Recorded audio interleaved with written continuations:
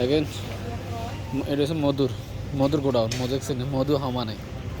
এই হচ্ছে জৈতন, সব জৈতন। হ্যাঁ, এই হচ্ছে জৈতনের তেল, অলিভ অয়েল, জৈতনের তেল। হ্যাঁ, অভাব নাই। এই হচ্ছে দুধ লাচ্ছি, লেবন। এই হচ্ছে বিভিন্ন সস এগুলা। এই হচ্ছে বিভিন্ন ধরনের বিচি আর বাদাম টাদাম, ভুট্টা, সোনা।